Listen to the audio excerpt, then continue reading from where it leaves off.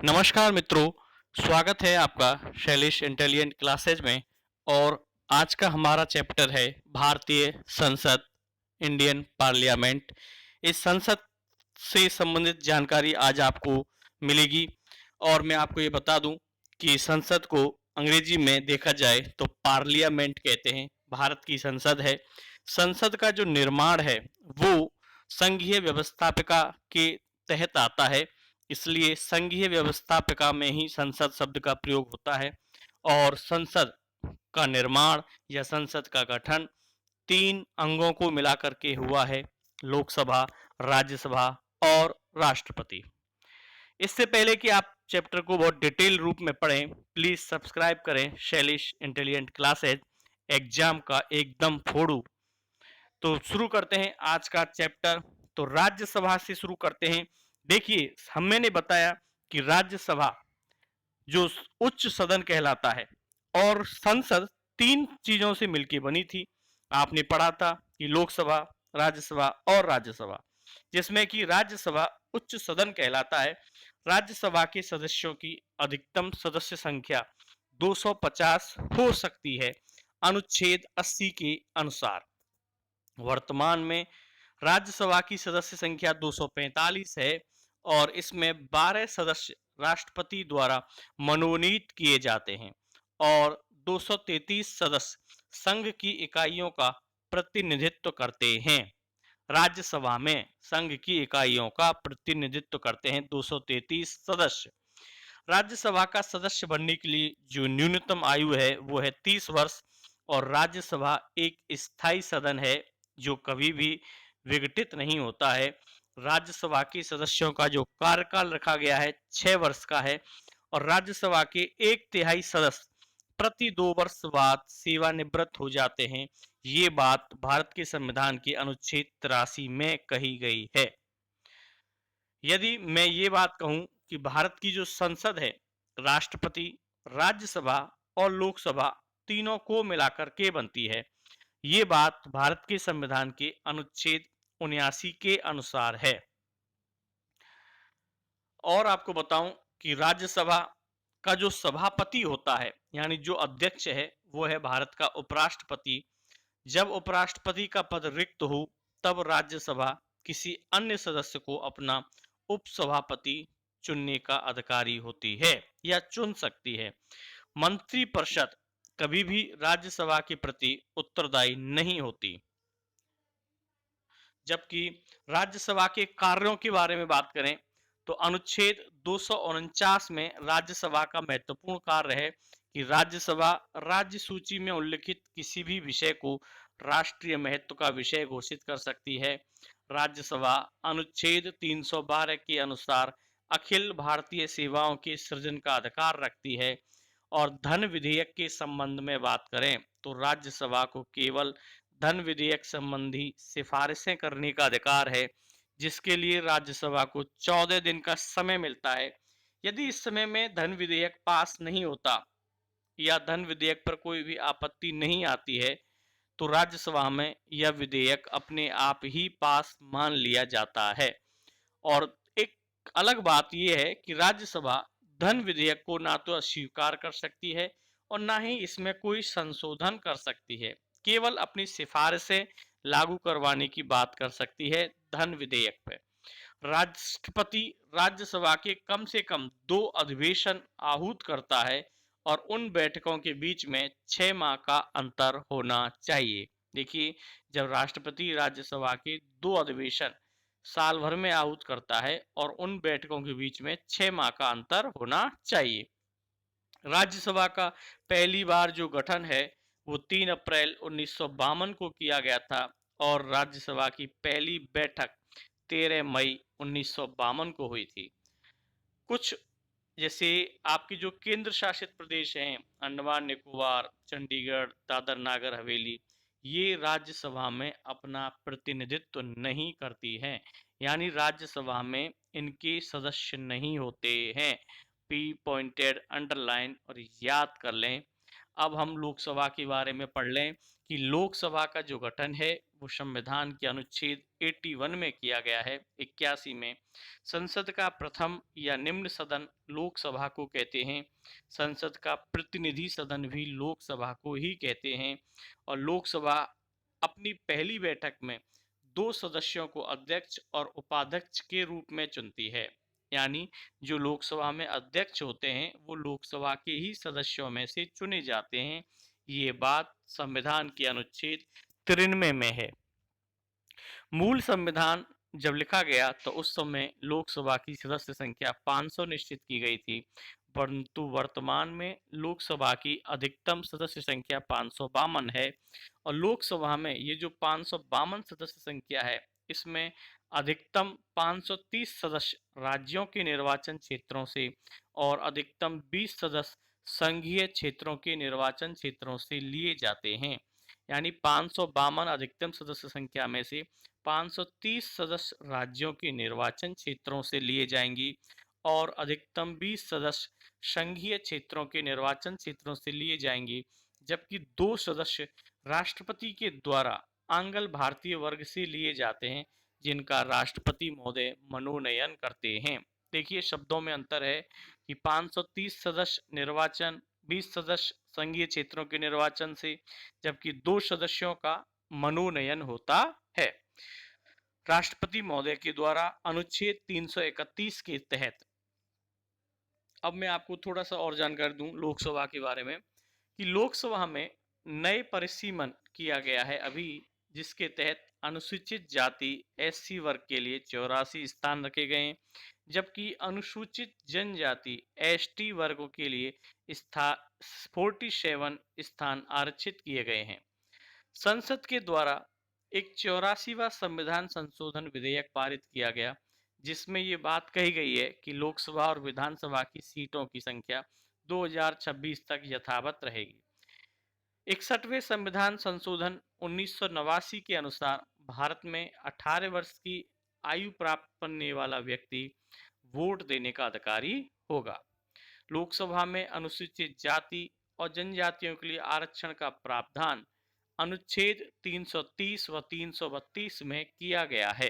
यानी लोकसभा में SC ST की सीटों के लिए सीटें बढ़ानी हो या चाहे घटानी हो तो वो जो प्रावधान है वो अनुच्छेद 330 और 332 में किया गया है। भारत में सबसे अधिक मतदाता वाला लोकसभा क्षेत्र दिल्ली है, जबकि सबसे कम मतदाता वाला लोकसभा क्षेत्र लक्षद्वीप है। क्षेत्रफल की दृष्टि से यदि बात करें तो लोकसभा क्षेत्रफल की दृष्टि से सबसे बड़ा लोकसभा क्षेत्र लद्दाख है और सबसे छोटा क्षेत्रफल की दृष्टि से सबसे छोटा क्षेत्र चांदनी चौक दिल्ली है। लोकसभा से जुड़ी और महत्वपूर्ण बातें जो कि कंपटीशन में कई बार प्रश्नों के रूप में पूछी गई हैं, मैं सभी विद्यार्थियों से ये अनुरोध करूंगा कि अपनी पेन कॉपी को साथ में लेकर के जरूर बैठें और लिखते रहें और सुनते रहें। लोकसभा से संबंधित ये प्रमुख बातें, राज्यसभा से संबंधित बातें, राष्ट्रपति से संबंधित प्रमुख बातें, तीनों को मिला दिया जाए तो संसद है।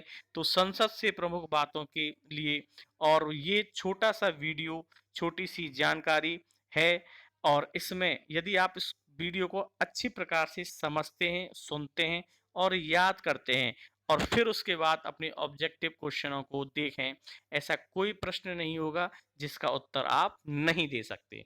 तो देखते हैं लोकसभा से जुड़ी प्रमुख विशेषताएं। और देखिए लोकसभा का सदस्य बनने की आयु है 25 वर्ष, लोकसभा का अधिकतम कार्यकाल 5 वर्ष, मंत्रिपरिषद लोकसभा की प्रति उत्तरदायी होती है, अनुच्छेद 75 में ये बात कही गई है। और राष्ट्रपति के द्वारा लोकसभा को अब तक कुल 8 बार भंग किया जा चुका है समय से पहले। इसमें लाइन है कि राष्ट्रपति के द्वारा, ये प्रश्न आईएएस 2006 में आया था कि राष्ट्रपति के द्वारा लोकसभा को अब तक समय से पहले कितनी बार भंग किया जा चुका है, तो उसमें सही उत्तर था 8 बार भंग किया जा चुका है। 1976 में लोकसभा का कार्यकाल 2 बार 1-1 वर्ष के लिए बढ़ाया गया है। ये भी प्रश्न बहुत महत्वपूर्ण पूछा गया है। लोकसभा और राज्यसभा के अधिवेशन राष्ट्रपति महोदय के द्वारा बुलाए और स्थगित किए जाते हैं। लोकसभा की 2 बैठकों में 6 माह से अधिक का अंतर नहीं होना चाहिए, अर्थात 6 माह के बीच में लोकसभा की एक बैठक हो जानी चाहिए। संविधान के अनुच्छेद 108 में ये बात कही गई है कि लोकसभा और राज्यसभा दोनों को मिलाकर के यानी संसद का संयुक्त अधिवेशन की व्यवस्था संविधान के अनुच्छेद 108 में है और संसद के संयुक्त अधिवेशन की जो अध्यक्षता है वो लोकसभा अध्यक्ष ही करते हैं। ठीक इसी प्रकार लोकसभा अध्यक्ष के कार्य और अधिकारों के बारे में बताऊं कि संसद के सदस्यों एवं प्रश्नों को स्वीकार और अस्वीकार करने का कार्य लोकसभा अध्यक्ष का है। कार्य स्थगन प्रस्ताव अध्यक्ष की अनुमति से ही पेश किए जाते हैं। धन विधेयक का निर्णय केवल लोकसभा में ही होता है। प्रथम लोकसभा का जो कार्यकाल रखा गया है 17 अप्रैल 1952 से 4 अप्रैल 1957 तक रखा गया है और प्रथम लोकसभा अध्यक्ष जीवी मावलंकर और उपाध्यक्ष अनंत श्याम हैं। लोकसभा के पदाधिकारी अध्यक्ष एवं उपाध्यक्ष के बारे में बता दूं कि लोकसभा स्वयं ही अपने सदस्यों में एक अध्यक्ष और एक उपाध्यक्ष का निर्वाचन करेगी। अध्यक्ष उपाध्यक्ष को और उपाध्यक्ष अध्यक्ष को अपना त्याग पत्र देता है। लोकसभा का अध्यक्ष अध्यक्ष के रूप में कभी भी शपथ नहीं लेता।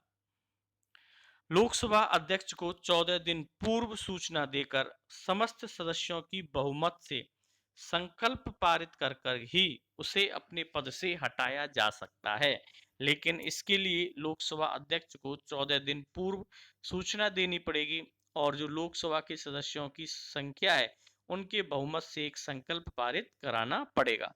लोकसभा अध्यक्ष उपाध्यक्ष यदि दोनों अनुपस्थित हों तो राष्ट्रपति द्वारा बनाई गई वरिष्ठ पैनल टीम में से किसी वरिष्ठ व्यक्ति को लोकसभा अध्यक्ष का काम करना पड़ेगा, यानी उसका पीठासीन बनना पड़ेगा।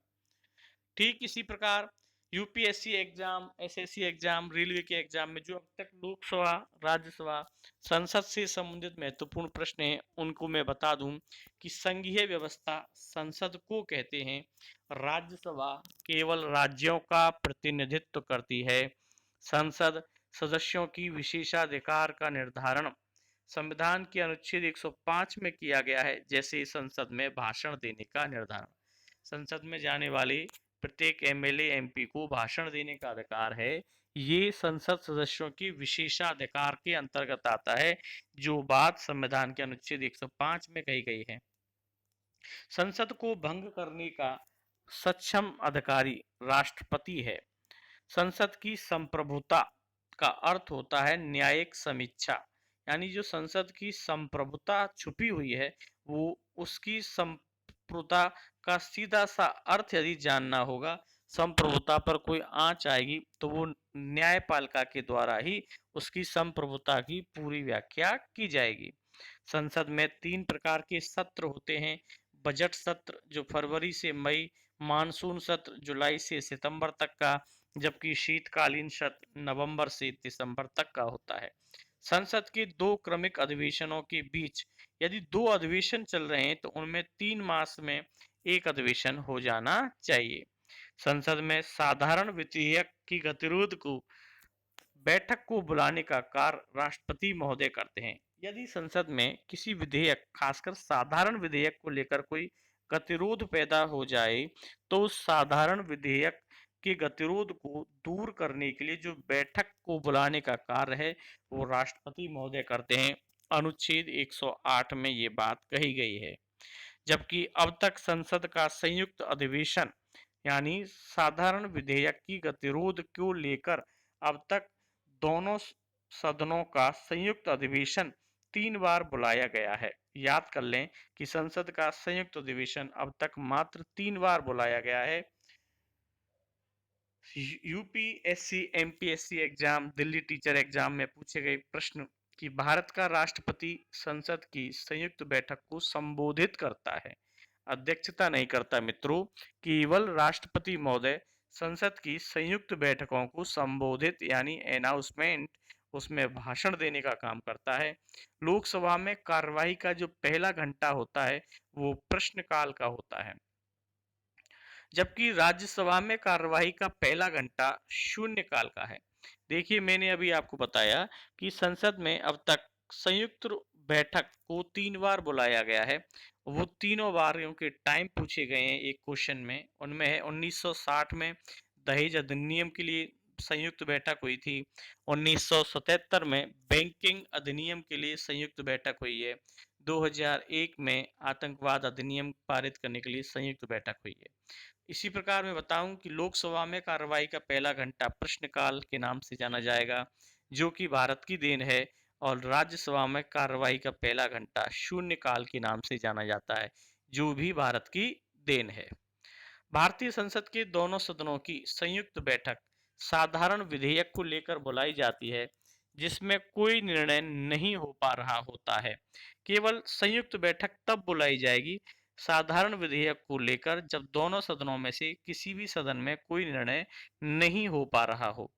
ठीक इसी प्रकार संसद की जो गणपूर्ति है वो 1/10 भाग रखी गई है। गणपूर्ति का आशय कि भाई संसद को चलाने के लिए कितने सदस्यों की आवश्यकता होगी। तो संसद को चलाने के लिए, संसद का सत्र आहूत करने के लिए कुल सदस्यों का 1/10 भाग होना चाहिए, जिसे हम संसदीय भाषा में, राजनीति भाषा में गणपूर्ति कहते हैं। और संसद की गणपूर्ति 1/10 भाग होती है। तो आशा करता हूं कि दी गई जानकारी आपको पसंद आई होगी। पेन कॉपी लेकर के बैठें, सब्सक्राइब करें शैलेश इंटेलिजेंट क्लासेज।